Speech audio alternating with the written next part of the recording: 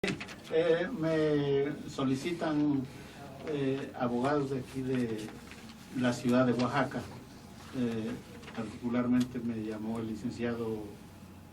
Grijalva para pedirme que yo haga un comentario acerca de la responsabilidad penal que puede corresponder a quien ordenó el asesinato de más de 8 personas que cayeron acribilladas en Nochistlán, Oaxaca. Bueno, le debo de decir, de acuerdo con lo que acaba de exponer el compañero Giap, que se fundamenta exactamente en la normatividad que rige en México desde la Constitución y pasando por una serie de leyes secundarias, ¿no?, que regulan las facultades del Poder Ejecutivo, de sus dependencias, particularmente de los organismos de seguridad, del Ejército mismo, de la Secretaría de Gobernación e incluso de la Secretaría de Educación Pública, también de los gobiernos, las normas que regulan el quehacer y la existencia de los gobiernos de los estados, en este caso de Oaxaca. Debido a que todo este conjunto, que es un conjunto, lo podemos llamar muy grande, muy amplio de normas jurídicas, repito, desde la Constitución pasando por normas secundarias, leyes y reglamentos, incluso desde luego tomando en cuenta todos expedidos por lo que los voceros oficiales desde el presidente de la República y todas sus dependencias llaman Estado de Derecho. Entonces nosotros podemos tomar en cuenta todo este complejo de normas jurídicas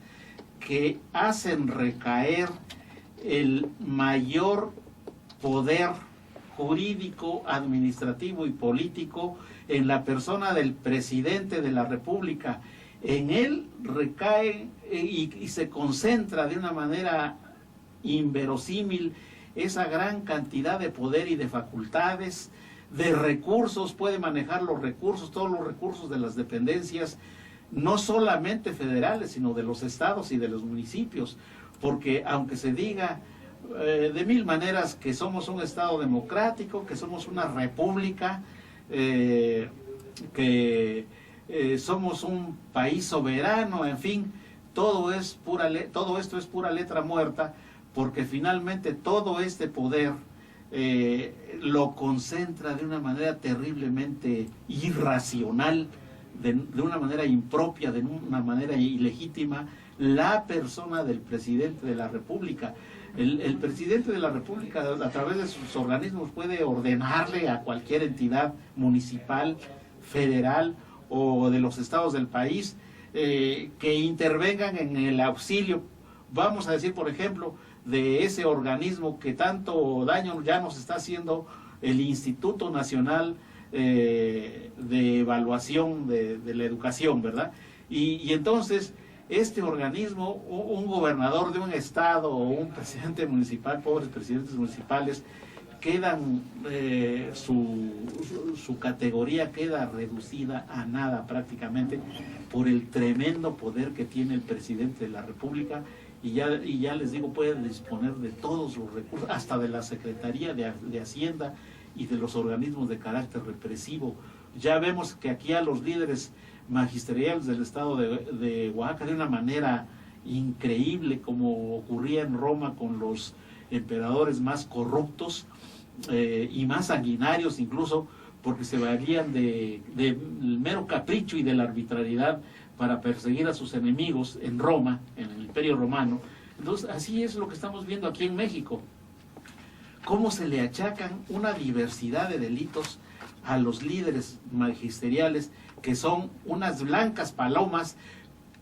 comparados con el terrible poder que tienen, por ejemplo, los organismos policíacos, ese ejército y desde luego todas las dependencias federales. Entonces es una lucha totalmente desventajosa, desigual, eso es incultura, eso va en contra de la equidad, de la igualdad, de la proporcionalidad, que son principios que deben regir toda comunidad civilizada. Y aquí en México estamos viendo todo lo contrario, tenemos un presidente carente absolutamente de sensibilidad, no ya digamos en cualquier materia como la materia religiosa, la materia del arte, sino en materia jurídica, que es tan importante. Y entonces, por todas estas razones, que son jurídicas y además culturales, la plena responsabilidad, lo podemos decir de antemano, de los hechos criminales, quien ordenó técnica y formalmente esa matazón, es el Ejecutivo Federal, el presidente de la República, Enrique Peña Nieto, porque de él tiene el mando.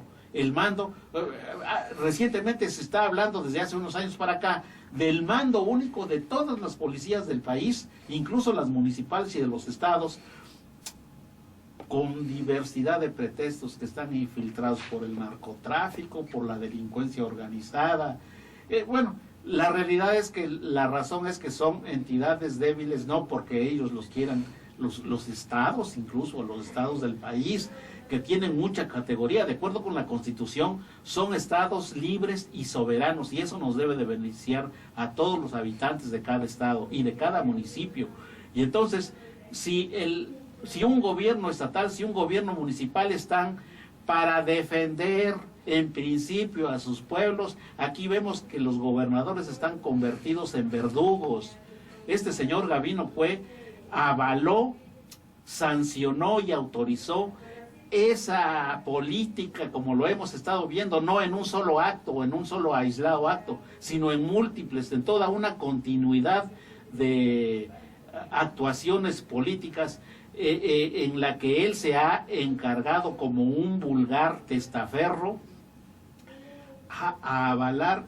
y a respaldar las acciones sanguinarias, antipopulares y represivas del presidente de la República en esta lucha magisterial. Así es que la responsabilidad penal, sin duda, recae en el presidente de la República porque él tiene el mando único de todos los organismos policíacos, de todos los organismos de seguridad, y ahora los gobernadores son simplemente elementos bajo su mando. No debe de ser así, porque los estados deben ser soberanos, igual que los municipios. Comparten con la federación una porción de lo que es la soberanía, que es como decir el poder del pueblo. Así es que sí le recae, obviamente, responsabilidad penal y las consecuencias correspondientes. Tendrá que ir a la cárcel, tendrá que ser investigado porque son delitos muy graves y tendrá que pagar sus culpas en la cárcel con prisión, como corresponde, con delitos graves, porque son delitos realizados a mansalva, con premeditación, con alevosía y con ventaja, y no pueden aquí operar excluyentes de responsabilidad. El político es una persona que sabe lo que hace y está bien enterado del régimen jurídico y no puede alegar inocencia, ni puede pensar ni actuar como si fuera ajeno. ¿Quieres decir algo? Sí, está todo muy bien lo que dijiste. Son verdaderos programas de genocidio y de conquista. Todo eso están pues en los tratados internacionales y ojalá llegue un momento en el que a todos estos tipejos que